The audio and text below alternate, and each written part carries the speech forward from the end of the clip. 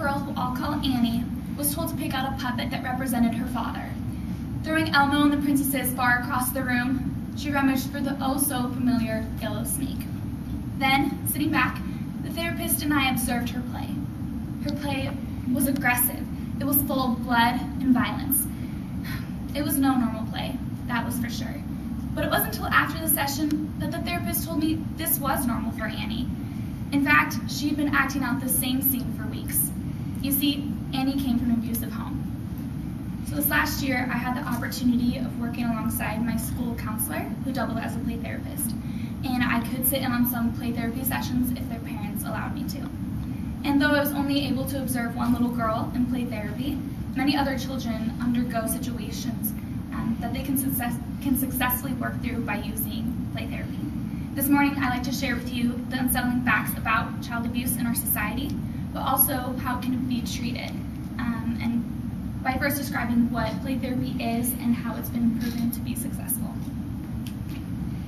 So, doesn't show good on the screen, but if you remember from Diana Shun, who talked to FYE for you guys who were there, she shared with us the statistics of just locally abuse here in Sedgwick County, and she said that they had 1,801 children just last year that were in their system.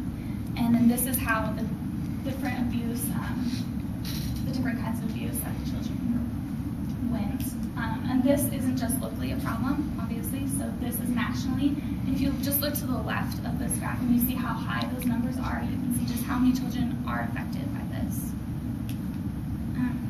Now this might seem a little daunting to see how high those numbers are and how many children are affected by this, but play therapy is a form that can treat children with this.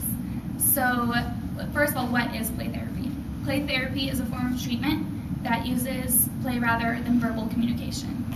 And like I said, last year I worked alongside my school counselor, and I just called her up last week to ask her why she uses play instead of other things. And she says, well, first, play, it's accessible, and so it's, first of all, in their language, and that's the way kids know how to communicate, and when words don't communicate what they're saying, they just resort back to play. And it's in a comfortable environment for them too. It's just what they know how to do. It's also adaptable. So alongside this kind of internship I had, we went to different organizations that specifically did play therapy. And this is Judy's house in the corner. And what they do is they bring in children, and first of all, it's in a welcoming home, so it makes them feel comfortable. And then inside of the house, there's different rooms for different kinds of play therapy. So one kind would be like sand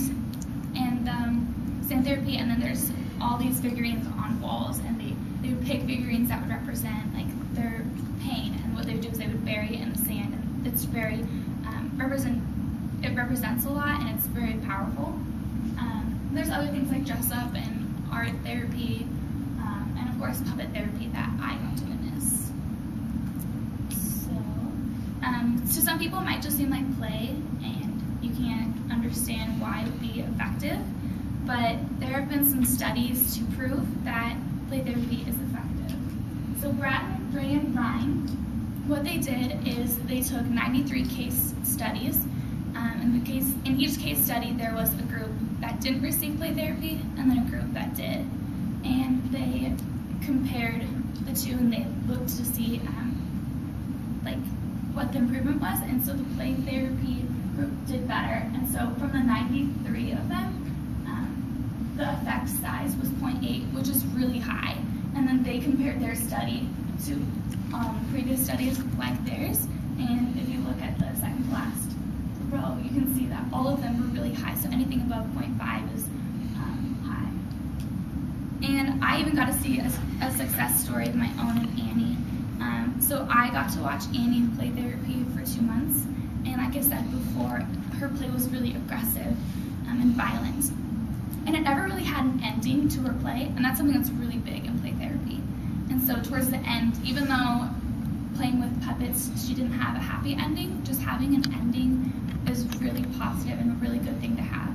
So she started having endings to her play, and she started asking us to join in her play, which are also Those two things are really big things in play therapy.